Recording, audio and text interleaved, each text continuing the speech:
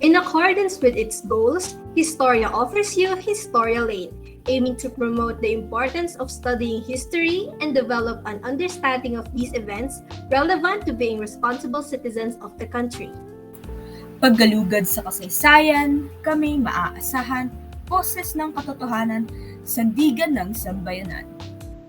Ito ang Mata ng Bayan, Historia Lane. Ako si Claire Triviño. At ako naman si Yumi Caluyo. Ito ang Historia Lane, boses ng sambayanan. March of every year is declared as National Women's Month. Anchored on this year's theme, we make change work for women.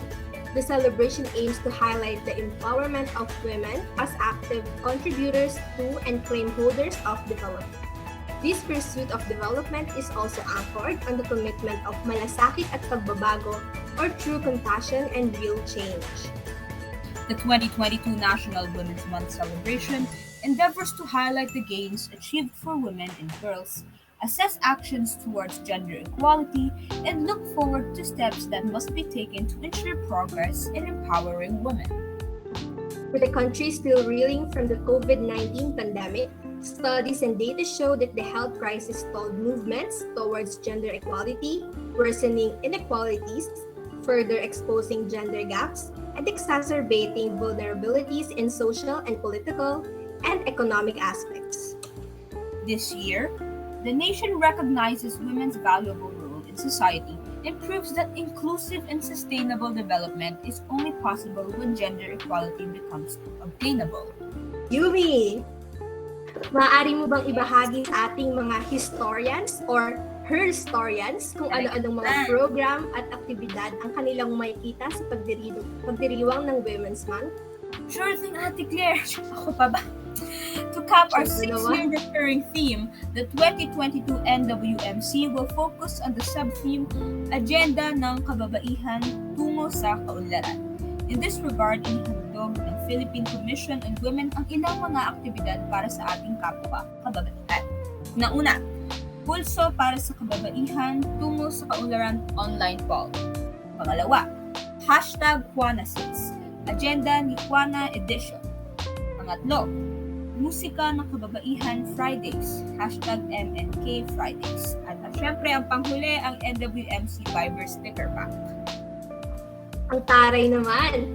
Karagdagan pa rito ay ang iba pang mga aktibidad gaya ng #Purple Tuesdays or #Purple Your Icon, #God to Know, and serbisyo para kay Juana. Ang bongga naman, Ate Claire! Yes, Tunay na nating mararamdaman ang diwa ng kasayahan at kasaysayan sa selebrasyon ito. Siguro, maaari na rin nating simulan ang ating pakikisama sa selebrasyon sa pamamagitan ng magiging maalam ukol sa ating kapwa kababaihan. Kaya, tara na! Narito ang ikatlong episode ng Historia Lane. Empowered Women, Empower Women. With the theme, We Make Change for Women, we celebrate women exercising their choices, taking chances to make their voices heard, and benefiting from and trailblazing changes. It is a celebration of Filipino women's power to take the narrative, raise priority issues that matter to them, and call for concrete actions. Paano nga ba ang pinagmula ng selebrasyong ito, Yumi? Actually, this year poses a statement and a question. Did we make change work for women? How and to what extent? With this theme, stakeholders can gauge the changes implemented towards GEWE or yung Gender Equality and Women Empowerment pursuant to laws on women, particularly yung Magna Carta of Women. Noong March 1, 1988, nang lagdaan ni dating Pangulo ng Pilipinas, Corazon C. Aquino, ang proklamasyon bilang 224 upang ideklara na ang unang linggo ng Marso ng bawat taon ay linggo ng kababaihan at Marso 8 bilang mga karapatan ng kababaihan at pandaigdigang araw ng kapayapaan. Noong March 7, 1988, nilagdaan din niya ang proklamasyon bilang 227 upang ideklara ang Marso bilang Women's Role in History Month. The Institute for Solidarity in Asia joins in the celebration of Women's Month by showing Filipinas in government. Some of the pioneers were Cecilia Muñoz Palma, The first female Associate Justice of the Supreme Court of the Philippines, Carmen Planas, the first female Manila City Councilor, Jeronima Pecson, the first female senator, and of course Corazon Aquino, the first female president. Despite an increase in female participation over the years, women have remained the minority, occupying only a small fraction of seats in government since the passage of women's suffrage on April 30, 1937. Those who sought for politics and were elected, however, continue to advocate for women's rights and contribute to the development of government platforms and programs.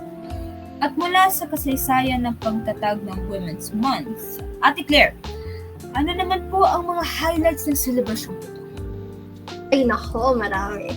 Maraming aktibidad ang maaaring salihan ng ating mga historians or historians upang ipagdiwang ang buwan ng kababaihan.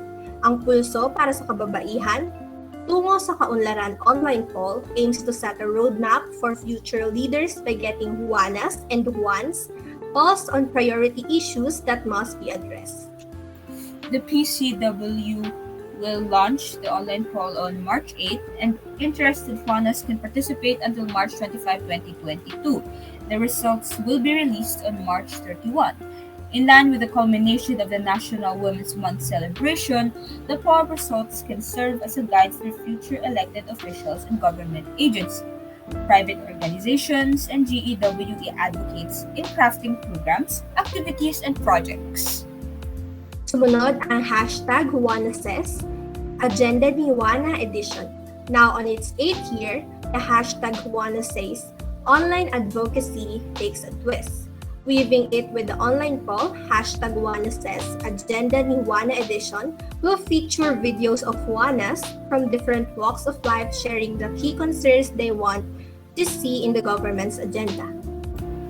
Ang aktibidad naman na Musika ng Kababaihan Fridays or #MNK Fridays ay ginaganap tuwing Biyernes ng Marso kung saan ang PCW ay mag-i-stream ng mga kanta mula sa Music Juana Songwriting Contest 2021 para ipopularize ang 12 mga lugar na pinagkakaabalahan ng 1995 Beijing Declaration and Platform for Action at iba pang mga PCW advocacy songs at sa women's empowerment. Kasama na impormasyon sa mga tagumpay at hamon na nag-uugnay sa pagkakapantay-pantay ng kasarian. Ang #Purple Tuesdays or #Purple Year Icon ay kung saan wear anything purple on all the Tuesdays of March to signify support for women's empowerment and gender equality. Participants can also light up or decorate offices or landmarks in purple to spark interest and discourse on the celebration and what it stands for. For #GodToKnow, agencies and LGUs can produce and or distribute information materials online and printed featuring the list of their gender-responsive programs and services benefiting women as well as simplified steps such as requirements to avail of such. Agencies with major programs and services for the public in response to the COVID-19 pandemic are enjoined to share the number of their women beneficiaries as they encourage more women to participate in their programs. Participating agencies and stakeholders can also produce and distribute different IEC materials on the National Women's Month celebration and laws on women. At ang panghuli ay ang serbisyo para kay Juana. It's the season to make every Juana feel appreciated. The PCW encourages government agencies and private organizations offering direct services, transactions, and products to the public to surprise Juanas with freebies, discounts, special lanes, and other promos for women and girls on International Women's Day, March 8, and or other dates in March as a form of appreciation for women's various contributions in the society. Interested? Siyempre, ako nga interesado eh. Ikaw ba, Yumi? Oo naman, Ate Claire, interesado. Grabe, sobrang interesting na mga activities na binanggit namin. At ito ay ilan lamang sa maraming programang iniaalok ng PCW para sa Women's Month celebration.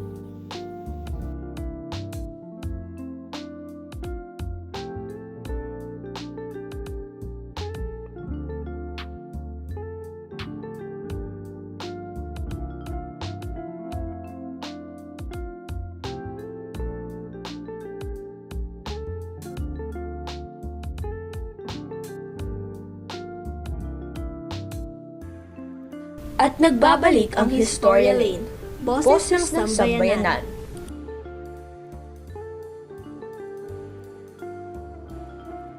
This Women's Month, Juanas take center stage, standing up for their rights, challenging stereotypes, breaking barriers, and serving as pioneers of change. This year, the nation recognizes women's valuable role in society and proves that inclusive and sustainable development is only possible when gender equality becomes obtainable. At dahil dito, aming inibitahan ang presidente ng Link Club at ang secretary ng Historia Club. Malugod po namin kayong binabati, Alyssa, Nicole, Elemia at Alliyah Zyrille Molina. Magandang hapon po. Hello! Hello po. Good morning. Good afternoon. Good morning! Good afternoon sa inyong dalawa. For our first question, how can you describe your experience of celebrating Women's Month? Do you have any memorable experience that you can share? Sino mauna? I believe Ako na ba? si Alliyah. Ayan, go Iya. Sige.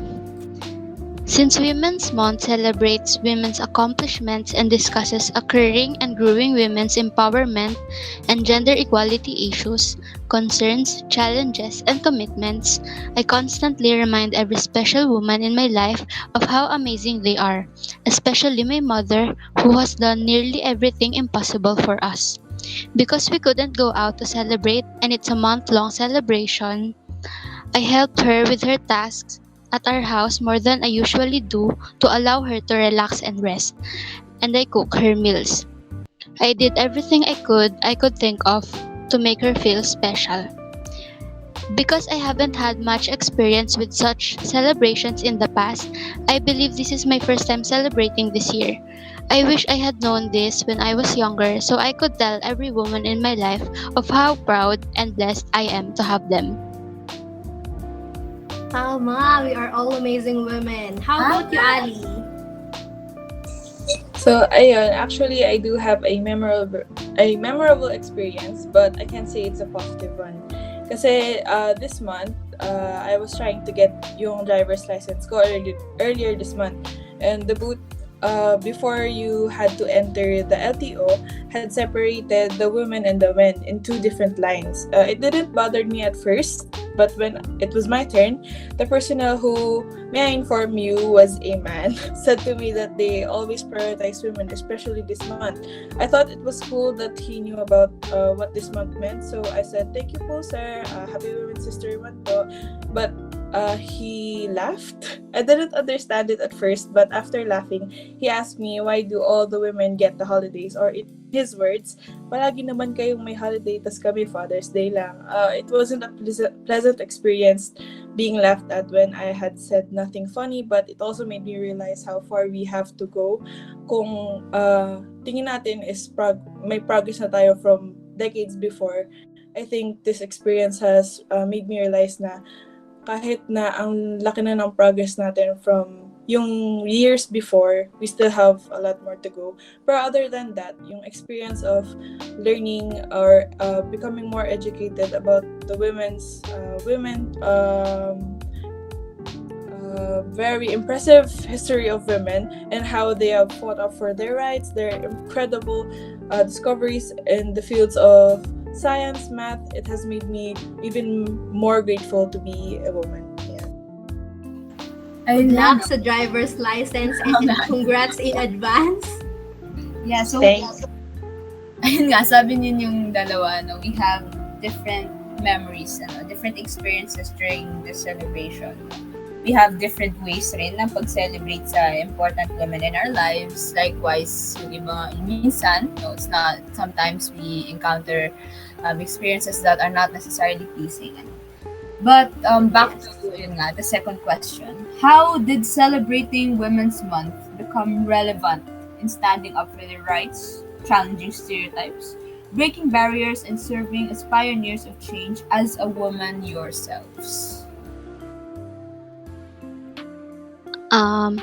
In my knowledge, this month represents an opportunity to amplify women's voices in contexts where they aren't usually heard, as we continue to strive for a more equal and inclusive world. The gender imbalance in Ryle contributes to a lack of policy and operations that accurately reflect the needs of a diverse range of women. While this is improving, it is moving at a glacial pace. Women's Month provides a much needed space to ensure that their voices are heard and celebrated, and that we can build in additional opportunities for women's permanent, growing involvement at all levels and all months of the year.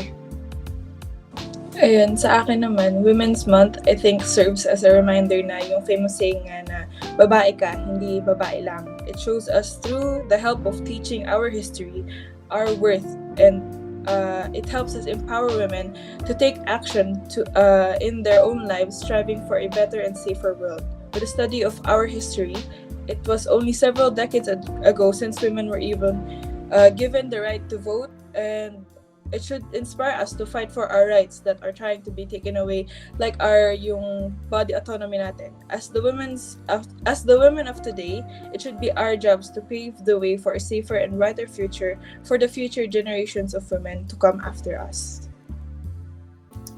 I believe tama. Tama. Tama ang sinabi ninyo. Diba? Yes. Tama. For the last question, do you have any message you want to convey in relation to whatever sentiments you have in learning about the history of Women's Month? Para sa akin, ang Women's Month ay hindi lang para sa mga taong ipinanganak na babae. Regardless of gender or generation, we all play a role in ensuring a gender-equal future. Celebrate when a woman succeeds because it paves the way for others and shapes gender attitudes and career aspirations about what women can and cannot do. Seeing is believing. If we cannot look up and see successful women, we are less likely to be successful ourselves. Ayun, sa akin naman, it has been embedded to us by generations that have came before us, that history has made women feel inferior to the opposite gender. You know, yung mga sayings nila na pag medyo showy ng skin yung outfit, sasabihin mo, takip ka nga, ganyan. Tapos, pag hindi, quote-unquote, ladylike yung actions ng babae, sasabihin mo, kababae mong tao, ganyan. But I say, with this celebration of Women's History Month is, dress however you want, sit however you want, and even love however you want. Take up space, stand up for yourself and for others. Fight for your rights. Don't let that beautiful voice go to waste and use it to do good. So, ayun nga, no? Tama naman yung mga sinabi niya talaga. No? We strive for a gender equal na future kung saan hindi nadidiscrimina yung kababaihan, hindi na-undermine yung achievements ng mga babae. And yung progress natin ay hindi lang sa month na ito, kundi it's supposed to be for a lifetime. Kung saan, ayun nga, like I said, we strive for women empowerment. So, maraming salamat, Binibining Elemia at Binibining Molina, sa pagbibigay ng inyong oras para sa ating napakahusay na talakayan. Women's Month celebration serves as a tribute, a platform, and a call to action that highlights the extraordinary roles of ordinary Juanas in the society as trailblazers and harbingers of change. This celebration is also a venue to discuss and address the issues that women continue to face, so empowerment can be fully achieved.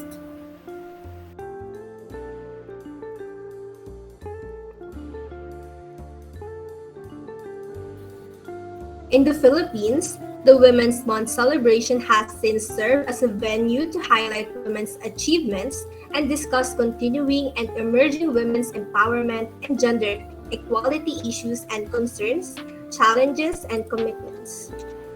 Ang pagbibigay kapangyarihan sa mga kababaihan ay nagbibigay daan sa kanila na may kumpiyansa at makabuluhang makisali sa mga naaangkop na institusyon upang matiyak na sila ay nag-aambag at makinabang mula sa pag-unlad at mga pagbabago. Kaya, ang pagbibigay kapangyarihan sa kababaihan ay gagawin ang pagbabago ng ating itinataguyod o anumang pagsisikap sa pag-unlad na tumutugon sa mga alalahanin ng kababaihan. Making change work for women entails strengthening the implementation of Magna Carta of women at all levels. It means providing functional mechanisms as well as implementing and making known to citizens, programs, and services that address strategic gender needs of women. This month, we're recognizing the exceptional work of women writers.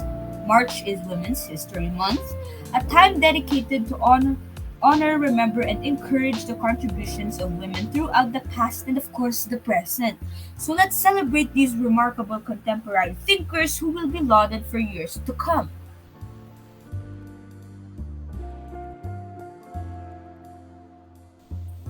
At dyan nagtatapos ang ating ikatlong episode ng Historia Lane, Empowered Women, Empower Women.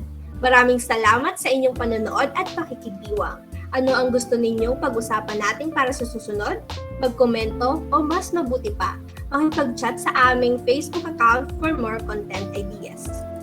If you enjoyed our episode, please share, like, and subscribe to our channel, Marasai Historia Club, so we can keep making more content to satisfy your curiosity. Also, support our social media platforms on Facebook, Twitter, and Instagram for the latest news and updates. Paggalugad sa kasaysayan, kami maaasahan.